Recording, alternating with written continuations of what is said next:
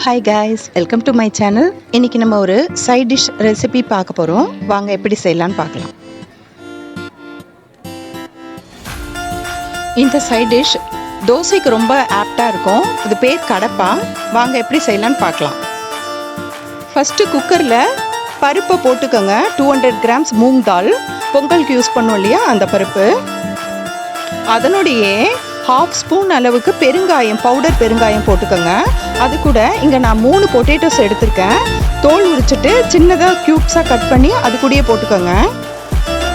இப்போ இதை 2.5 cups water போட்டு நல்லா குக்கரில் வேக வச்சுக்கோங்க.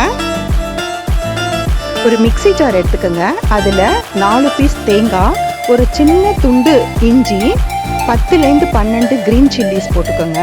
அது கூட 1 ஸ்பூன் சோம்பு, 10லேருந்து 12 பூண்டு பல் எல்லாத்தையும் போட்டு கொஞ்சமாக தண்ணி விட்டு நல்லா அரைச்சி எடுத்துக்கோங்க.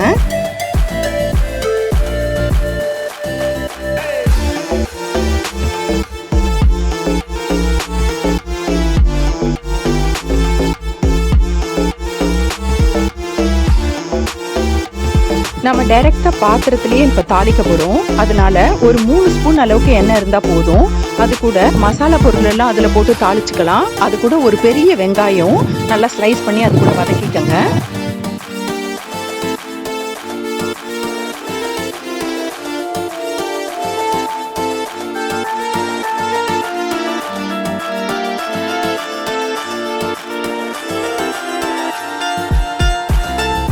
ஒரு கண்ணாடி மாதிரி அது வதங்கினா போதும், ரொம்ப வதங்கணும்னு அவசியம் இல்லை. அது வதங்கினதுக்கப்புறம் ஒரு சின்ன சைஸ் தக்காளி அதையும் அது கூட சேர்த்து வதக்கிடுங்க. ஸ்டீம் போனதுக்கப்புறமா குக்கரை ஓப்பன் பண்ணிங்கன்னா இந்த மாதிரி இருக்கும்.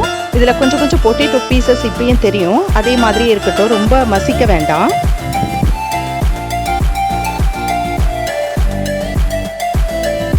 இப்போ டொமேட்டோ மேலே 1 ஸ்பூன் அளவுக்கு சால்ட் போட்டுக்கோங்க. நம்ம கடைசியாக திரும்பவும் சால்ட் செக் பண்ணிவிட்டு போட போகிறோம்.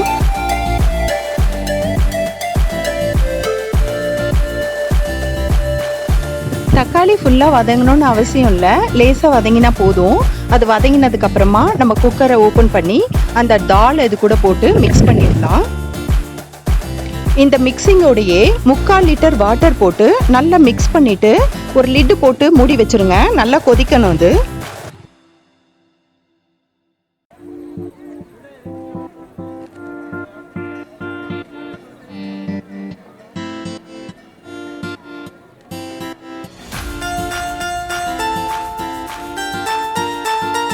5 மினிட்ஸ்க்கு அப்புறமா ஓப்பன் பண்ணி நம்ம ஏற்கனவே கிரைண்ட் பண்ணி வச்சுருக்கோம் இல்லையா கோகோனட் பேஸ்ட், அந்த மிக்சிங் எல்லாம் சேர்ந்தது, அதை எடுத்து இதில் போட்டு நல்லா மிக்ஸ் பண்ணி லிட்டு போடாதீங்க, அப்படியே கொதிக்கட்டும். ஒரு 2 to 3 மினிட்ஸ் கொதிச்சா போதும். லிட்டு ஏன் போடக்கூடாதுன்னா தேங்காய் திரிய ஆரம்பிச்சிரும். அதனால லிட்டு போட வேணாம், மீடியம் ஹீட்டில் கொதிக்க வைங்க போதும்.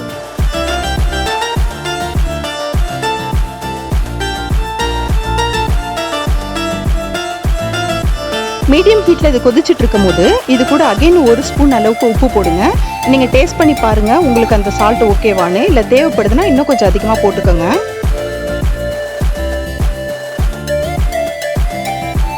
ஃபைனலாக கொத்தமல்லியும் கருவேப்பிலையும் போட்டு இப்போ நம்ம இதை இறக்க போகிறோம். இது நீர் தோசையோட ரொம்ப நல்லாயிருக்கும்.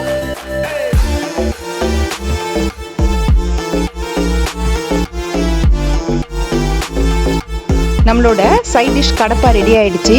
தோசையோடு இது ரொம்ப நல்லா இருக்கும். ரொம்ப சுலபமான சுவையான சைட் டிஷ், ரொம்ப ஈஸியாக அதை செய்ய முடியும். சப்ஸ்கிரைப் பண்ணாதவங்க சப்ஸ்கிரைப் பண்ணிக்கங்க, என்ஜாய் பண்ணுங்க. நெக்ஸ்ட் ரெசிபியில் பார்க்கலாம்.